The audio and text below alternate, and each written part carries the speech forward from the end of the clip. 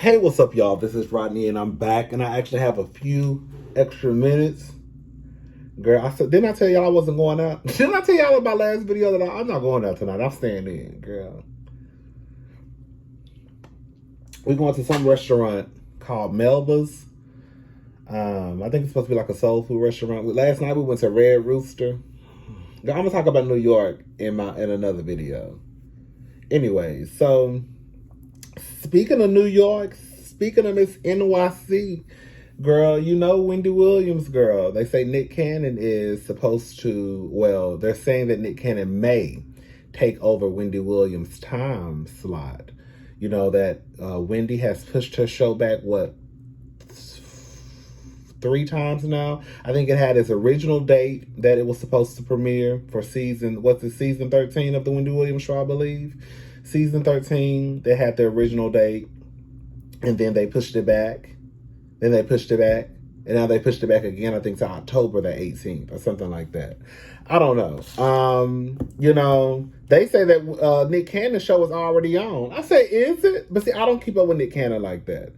I know he got a whole bunch of children. You know, we got into a whole argument. I got into a whole argument last night with some of my sisters because they didn't like that I was saying that Nick was creating fatherless homes. I said, well, that's what it is. You might, like I said, the thing is, I think that sometimes we don't like how something is or what it is, but the truth is, how you feel does not change the definition, girl. How you feel does not change the truth. How you feel does not change the definition. You can feel that, oh, that just sounds mean to say, right? But the truth still stands. The truth is, he's not in these 4 different addresses. So therefore, that means because he's not there, I don't think there's another male in the house, that means that it is a fatherless home. And because Nick Cannon continues to purposely go around and just give out STEMI checks, right? Give out sperm, then he continues to create these fatherless homes. Girl, like I said, girl, Nick Cannon at best is a FaceTime father. And if you don't want to be caught, it's one thing, like I said, it's one thing for you to be in a situation and it doesn't work out, and then you have to divorce or break up. Okay, it is what it is. But to purposely go around, and then you want to start talking about the black family structure and the black family not being together. Girl, let's look at the motherfucking root of the problem. That's all I'm saying. Anyways, girl, let's get back to Nick Cannon taking over Wendy Williams' seat, baby. So, according to the Neighborhood Talk, basically, we already know all this stuff. Wendy Williams has been battling with her health for years now. Ahead of her season 13 premiere, the show has had to push back the start date twice, with the show now reportedly coming back October the 18th. October the 18th. Nick Cannon's new daytime talk show, The Nick Cannon Show, was set to come on right after Wendy's show on September the 20th. But since the show has yet to premiere, Nick has been holding down the daytime slot himself. Oh, he has? Okay. Sources say that Fox is thinking of a backup plan if Wendy pushes her show premiere back date again. The executives have been talking, said a source. They are keeping a close eye on Williams' recovery and hoping for the best, but they have pushed back her show premiere several times, so they're already thinking of a backup plan. Delmar Mercury, which produces both shows, is really pushing to make Nick Cannon's show a huge success. He already has a major platform and a huge fan base, so it is an easy win. So if Wendy's show ends up being a no-go, their backup plan is already set.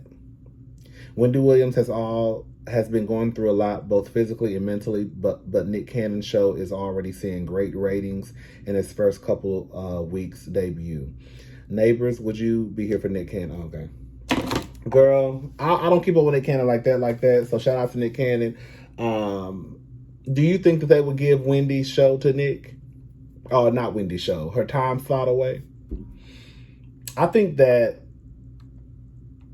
it's hard because I read somewhere else, I think the Jasmine brand, that they say sources are reporting that Wendy is allegedly over the show anyways. Like, girl, I'm over it. Like, I think at this point, I'll say this. I think at this point, Wendy should probably just start looking for someone to mentor. You know, Charlamagne really was her protege, you know, but then they had the falling out due to Kevin and Kelvin and all of that mess, you know what I'm saying? But I think at this point, Wendy should start looking for a protege. You know, girl, Wendy, girl, call me. Start looking for a little protege, and I think that Wendy should probably just start working behind the scenes, you know, putting her stamp on different projects. Still, of course, bring in some money, but not be necessarily in front of the camera. I think that Wendy has had a great run. You know, for those who don't know, Wendy used to be in radio. Wendy is that girl. She will always forever be that girl. I don't give a damn, but nobody got to say y'all know how I feel about Wendy Williams. But I think it's time for her probably to put the purple chair in the closet. Girl, if it's taking all of this, you know, and don't get it twisted, people get sick all the time and can't go to work. But you know, the difference between us and the other girls is, girl, when we get sick, girl, they're gonna be looking for a doctor's note after 3 days. Right? Girl, a doctor's note. I think it might be time for Wendy to just hang it up. I think it might be time. I think. But then I'm also thinking, like, who gonna be that Wendy? Who gonna be that girl? Cause ain't nobody on TV doing it like Wendy. You know, now, I'm gonna say this much. You know, for those who, you know, I have said this, as much as I love Wendy Williams, I kind of stopped watching Wendy probably a few years ago. Like, I tune in every now and again. Like, if I see something that she said or is making the you know, the rounds on the internet, social media, whatever, blogs, then I'll, you know, go and watch to see if I could get the full thing of what was being said. You know what I'm saying? But other than that, I really don't watch Wendy Williams like that, because I felt like, and this is no tea, no shade, this is like me saying something about my fave, right? I just felt like she was being not lazy, but you could, like, Wendy would be telling stories, y'all, and be getting the names all confused. Now, don't get it twisted. We all get on YouTube and we may say the wrong names, or some of the information may not be correct, you know, but for Wendy to have this big hot topic staff, girl. And then I also felt like Wendy didn't put in the work as far as like hot topics. I felt like, and I'm almost not even saying that I feel like, I think that this is how it goes. I think that Wendy Williams comes in and her team feeds her a bunch of hot topics, and then they decide as a team what she's going to talk about that day.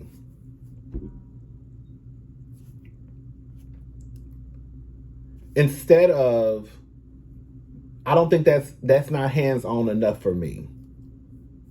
Like, if I'm going to go out there and talk, I need to know. Like, before we even get here, I already need to know what we're talking about. I don't need to have a meeting with my team the morning of, a couple of hours before showtime, to go over hot topics and what I'm going to discuss. No, babe, what I'm going to discuss is going to already be on the chalkboard before I go in. All I got to do is just get my little stuff together in my head, what I'm going to say, you know, if I'm going to crack a joke right here, try to crack a joke right here, right? But other than that, ain't none of that coming in and trying to decide. Now, it's one thing if some shit break right before we about to go live, then, girl, we might have to just, okay, girl, I got it, girl. She's a pro. She's professional. Girl, she got it, girl. Give me a quick rundown. What just happened? Okay, that, girl, she what? Girl, they was fighting. Okay, girl, I got it. Girl. But I feel like Wendy just did, I don't know, girl. I kind of was like, okay, Wendy, girl, you're not really, you getting the names wrong all the time, girl. You getting the stories mixed up all the time, girl. Like, girl. Anyways, but I still love Wendy Williams, you know, and can't nobody do it like Miss Wendy. I don't care what none of the girls say. All right. Let's go ahead and talk about Robin Thicke. Robin Thicke and Emily. Girl, why was y'all so mad? Girl, can I ask y'all a question? And this is a God honest truth. When Ellen Pompeo came out on a podcast and said that her and Denzel Washington got into it, and she said she called Denzel Washington an MF, why were y'all so mad about that? I swear to God, on my nieces, and y'all know I love my nieces to pieces, I swear to God, on my nieces, I didn't think it was that big of a deal until I got on Twitter. And until I got in the comment section, I saw so many people going off like in defense of Denzel Washington and Ellen calling him an MF. I looked at like, did he curse her out? No. But what it sounded like to me from what she said was it was two people who got into it. And quiet as it's kept, yes, I'm about to say this, girl, that is her show. It might be created by Shonda Rhimes, but girl, as far as I'm concerned, girl, that is a Meredith Grey show. The show is named after her character. The show is centered around her character and her like. So when she says, "Girl, this is my motherfucking show," motherfucker, this is my motherfucking show. I mean, girl, quiet as it's kept, as loud as it's sing, girl, it is. But the girls was mad. Y'all was mad that they cussed that white woman cussed Denzel out. Now, when y'all get cursed out, I hope Denzel better say something and come to y'all protection too. I'm just saying, I'm gonna leave it alone though. Girl. When y'all be getting cursed out by these niggas, Denzel better make a statement. Okay. Anyways, I'm gonna leave it alone. Emily, what's her name? Emily Ratajkowski. Girl, she must be from Russia or somewhere. Anyways, remember the Robin Thicke video, Blurred Lines, girl? One of the biggest songs. Girl, it was like the biggest song that year. Everybody was listening to it. It was on every radio station. Girl, that was just a song, girl. Blurred Lines with, T.I. The one they say like to...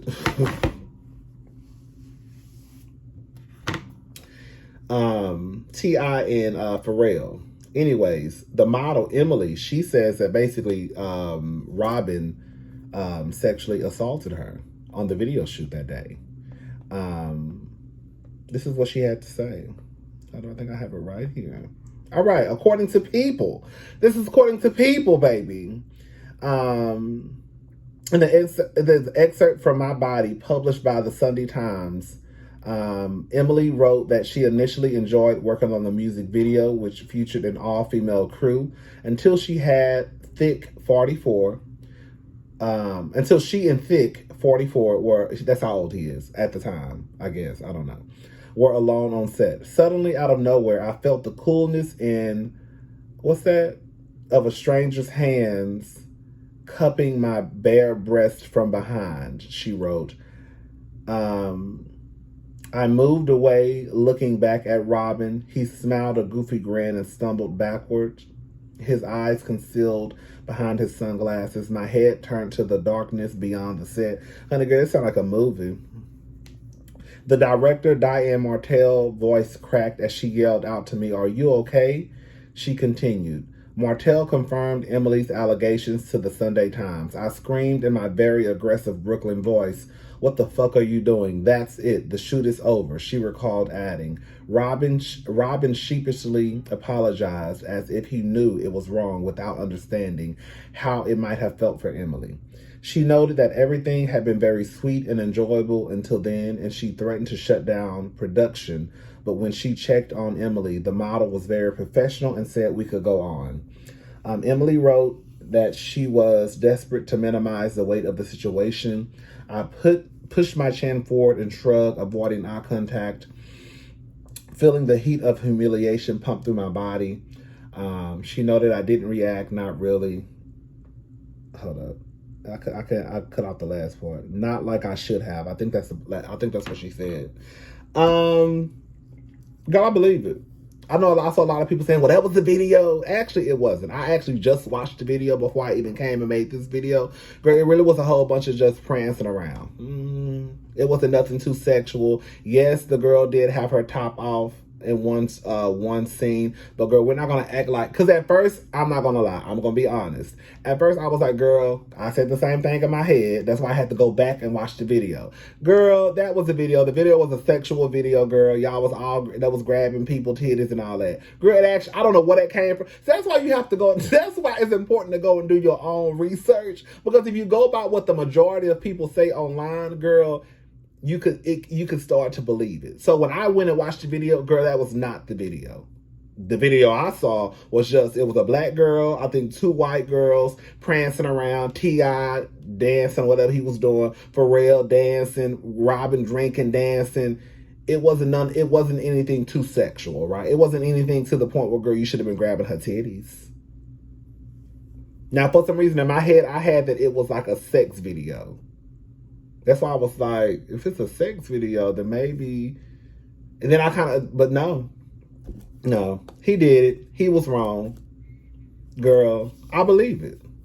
I definitely believe it. And then when you factor in the fact that at this point, he was at the height of his career, he probably thought couldn't nobody touch him. He was untouchable. You know, that's how the people start to think. When they start to get a little bit of celebrity, a little bit of fame, they start to think, bitch, a bitch can't fuck with me. Right? He did it. Girl, somebody wrote on Twitter the other day, remember when he made that whole album about Paula? And girl, Paula ain't paid him no mind, bitch. If y'all want to look up to a bitch who said, girl, fuck these niggas, it's Paula Patton. Robin Thicke made a whole fucking album to try to get back Paula Patton. And Paula, bitch, made that nigga dust. Girl. No. Girl, did nobody tell you to write that whole album, girl? I still ain't coming back. Nigga, fuck you. That's exactly what Paula Patton said and went on about her business. Shout out to Paula. Anyways, but shout out to Emily.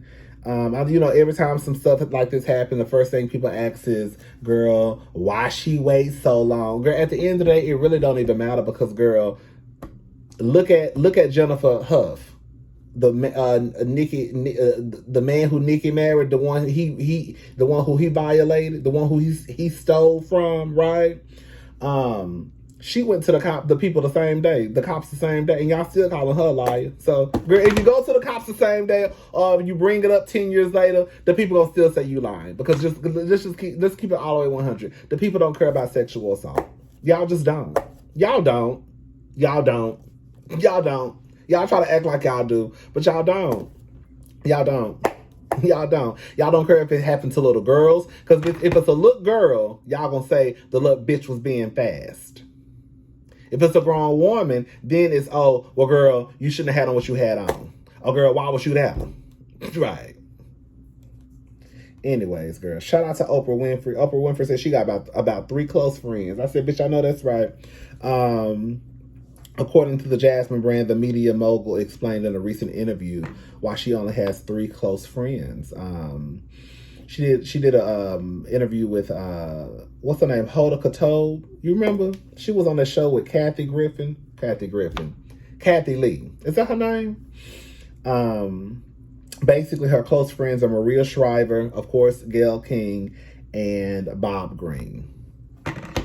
Girl, quiet as this kept, girl. I don't think those are her only friends. I think she said close.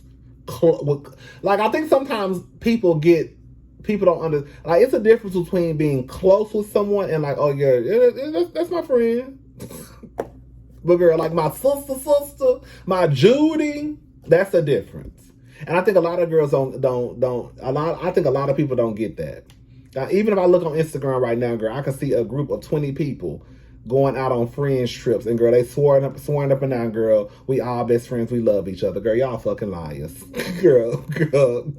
It's about 2 of y'all, 3 of y'all that's real close, right? And then the other people probably know each other through the other person. But other than that, girl, y'all ain't close like y'all saying y'all close, girl. Y'all just putting on for the motherfucking Instagram. Anyways, that's it, y'all. What time is it? It is 6:21. I need to take a shower, find something to wear, and then, girl, we about to go to Melba's. Melba's? Is that what it is? Is that how you... Melba's? I feel like I'm saying it the wrong way. Melba's. Because I think I'm saying Melba's. Melba. Anyways, we're going to some soul food restaurant in Harlem, girl. All right. I'll talk to y'all later. Bye.